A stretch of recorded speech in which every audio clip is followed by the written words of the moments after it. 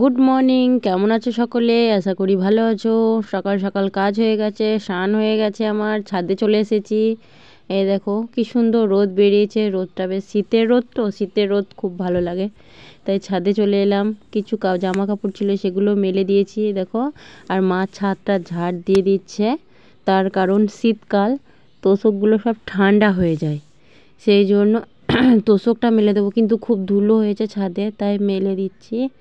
এই যে বাবু একটু জল ফেলিয়ে দিয়েছে, সেই জন্য বেশি করে মেলা। আর বাবুর ব্ল্যাঙ্কেট, বিছানার চাদর টাদর, তারপর সব কিছু মেলে দিয়েছি। সোফা চাদরটাও কেচে নিয়েছি, মেলে দেওয়া আছে।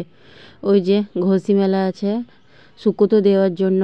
আর এখানে দেখো ধনে পাতা লাগিয়েছে, কি সুন্দর হয়েছে ধনে পাতাগুলো, দেখেই মজা লাগছে।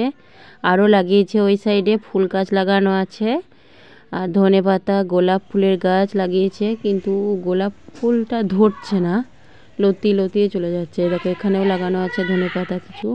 চলো নিচে চলে এলাম। এবার নিচে চলে আসার পর এই যে ডিম নিয়ে এসেছে, ডিমগুলো বের করে ফ্রিজে রেখে দিই।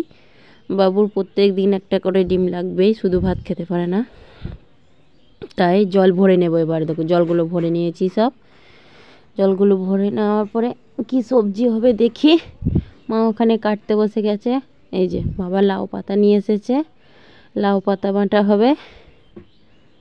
আর এখানে ফুলকপি আলু দিয়ে একটা ঝোল। ওখানে মশলার জন্য কেটে রেখেছে মা, বাটবো। টমেটো, পেঁয়াজ। আর এখানে ধুয়ে নিয়েছি, ভালো করে না ধুয়ে নিলে ওখানে ধুলো লেগে থাকে। এখানে কি করে লাউ পাতা বাটা হবে সেটা দেখিয়ে দেবো। কালো জিরে দিয়ে দিলাম একটু, তারপরে রসুন, কাঁচা লঙ্কা, শুকনো লঙ্কা দিয়ে একটু ভেজে নেব।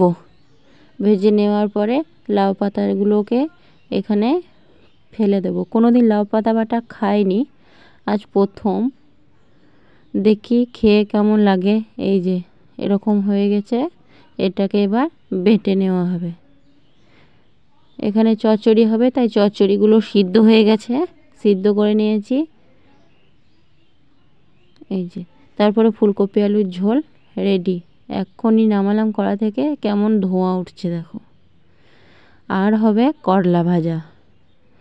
এই যে করলা কেটে রেখেছে মা, এখানে সমস্ত কিছু করে নেব। ওগুলো সব হয়ে আছে। করলা ভাজতে অনেক সময় লাগে, তাই সেটা লাস্টেই ভাজবো। রান্না বান্না সব কমপ্লিট, খাওয়া দাওয়া কমপ্লিট। একটু শুয়েছিলাম, তারপরে ফ্রিজটা নোংরা হয়েছিল, তাই ফ্রিজটা মুছে নিলাম। এগুলো সব ধুয়ে বের করে রেখেছিলাম, ধুয়ে জল ঝরে গেছে, এবার ভরে রাখবো। চলো সন্ধে হয়ে গেছে, সন্ধে জ্বালতে হবে। তারপরে এই যে মাংস, চিকেন নিয়ে চলে এসেছে আমার কর্তামশাই, তাই এখানে চিকেনটা কষিয়ে নিচ্ছি। এখানে রান্না হয়ে গেছে চিকেন। এই যে এখানে দিয়ে দিয়েছি ভাইকে। ভিডিওটা ভালো লাগলে লাইক, কমেন্ট, সাবস্ক্রাইব করে দিও। আর তোমরা সবাই ভালো থেকো।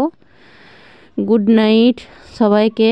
আর শীতের রাতে মাংস খেতে খুবই ভালো লাগে, ঠান্ডা ঠান্ডা দিনে।